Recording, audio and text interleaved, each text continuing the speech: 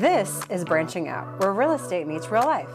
Real conversations about building steady, meaningful wealth through real estate, helping everyday professionals gain clarity, build confidence, and move forward with a plan they can trust. Hey everyone, welcome back to Branching Out, where real estate meets real life. As you can see, it's just me here today, and this is actually our season finale. You'll hear more information about season 2 at the end of this episode, but I really wanted to talk about this season and why we started Branching Out. We started this podcast for you guys. We want to add value to your life. We want to bring in really good guests, and we want to educate you.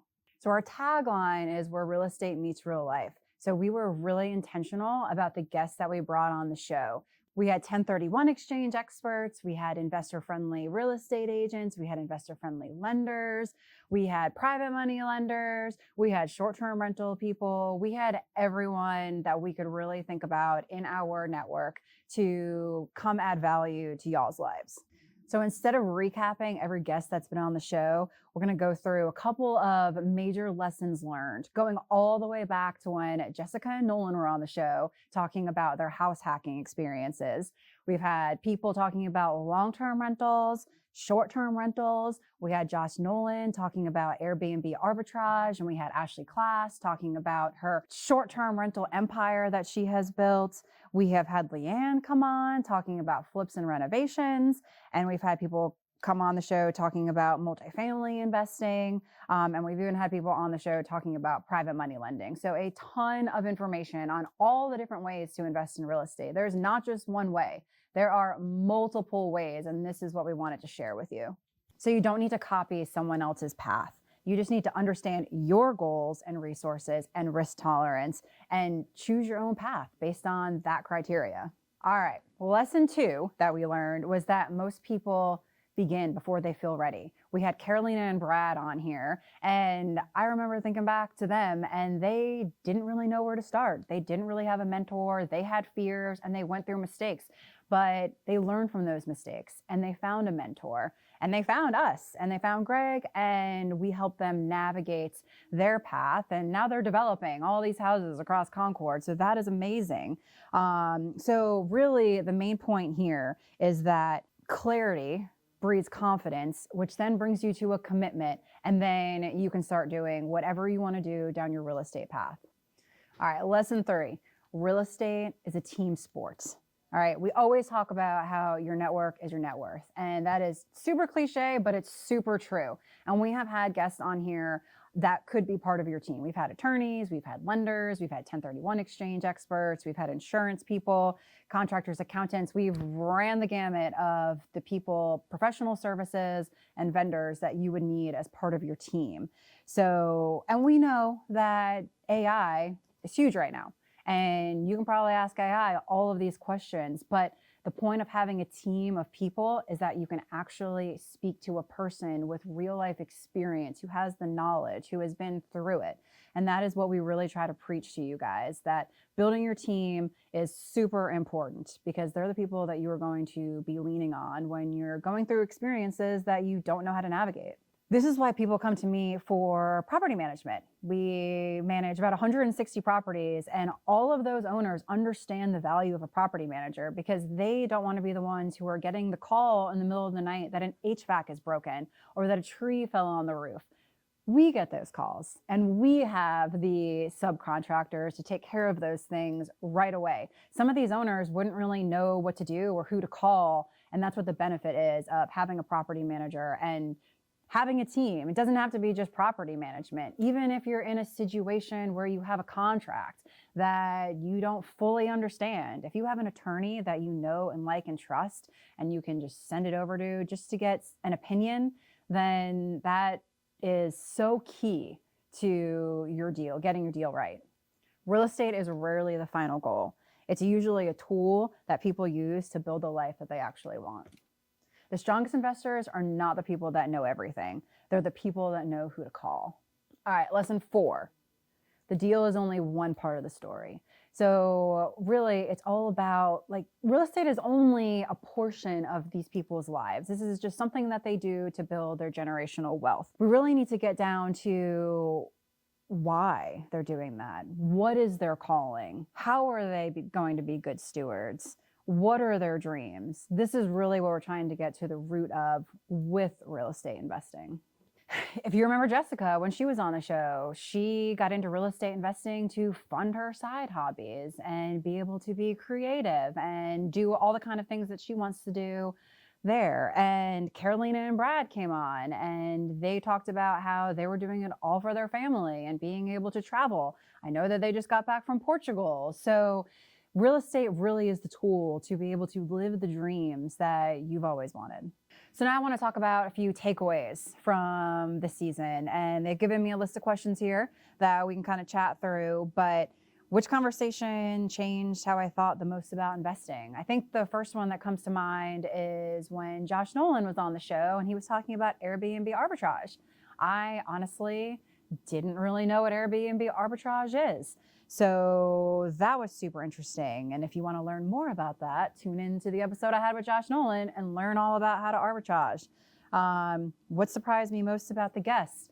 I would say the most surprising thing about these guests is that everyone was super nervous when they got here, but then super comfortable when we had a conversation. But I mean, it's easy. You're talking about the things that you know. You're hearing from experts. So it's always funny when an expert is like nervous about a podcast and they want the questions in advance. I'm like, y'all don't need that. You will be fine. We're talking about things that you know. So that was always very surprising about the guests. It was a very common theme. Brings me to, was there a theme that kept appearing in different episodes? And I would say that there's that. Also that everyone loves what they do. No one was miserable. Like everyone genuinely loved what they were doing. Everyone pretty much had some kind of calling. They were stewards in some capacity. So that was really cool. And then what did hosting or participating in the podcast teach me? Gosh, it taught me a lot. I feel like I'm somewhat of an expert in a lot of these topics now. A lot of these topics I kind of had an idea about and, knew enough information to be dangerous, which now I feel like I'm almost an expert in a lot of these things because after talking about them on the podcast, I feel like they have just showed up in life somehow. So you just continue learning and experiencing, which is really cool. And then let's see, what would you tell the version of myself who was considering her first property? I would say just do it. And the biggest thing to me is building the team and getting a mentor. If I didn't have a mentor and I didn't have Greg here to ask all of my questions to real time, I don't think I would be where I am now. Well, I definitely wouldn't be where I am now because without Greg, there would be no branch. So, but that is what I would tell the version of myself who, before getting into real estate investing and before meeting Greg, just finding a mentor to help you. Super important there. All right, what do I understand now that I did not understand at the beginning of the season? Understand how to be a good podcast host. I was actually really nervous about doing this at first because I've never done anything like this, just like what I said about the guests that are on the show. But it does come super natural. It is just a conversation.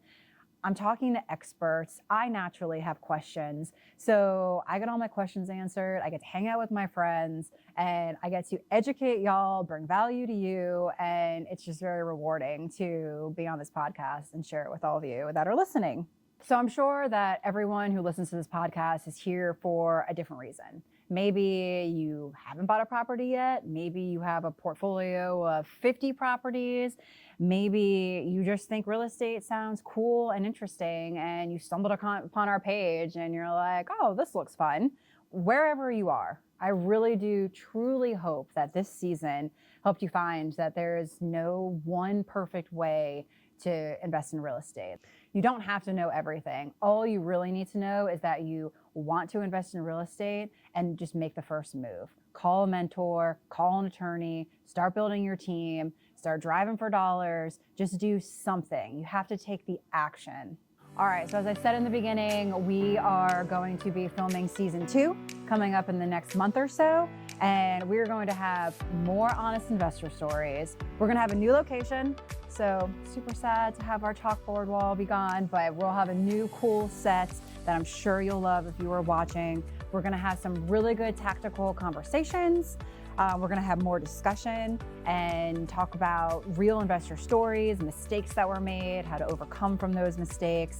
And we're going to connect you all to other real estate strategies and real life goals that you all can implement in your real estate investing journey. And we're going to continue featuring people who are actively doing the work. So I encourage you all who are listening, send people that you want to be on the podcast, send us topics, comments below, email me, call me, whatever you want to do. But we are here for you. So we want to do and talk about the things that you want to talk about. So during this little break, if you still want to stay engaged, go back and watch some of the old podcasts, visit our website, or you can join our Facebook community. It's the Concord Real Estate Investors Facebook group. That's a great way to stay connected. You can always give me a call, shoot me a text. Most importantly, don't go into analysis paralysis. Take one thing from the podcast that you listen to and implement it and see what happens. See you in season 2.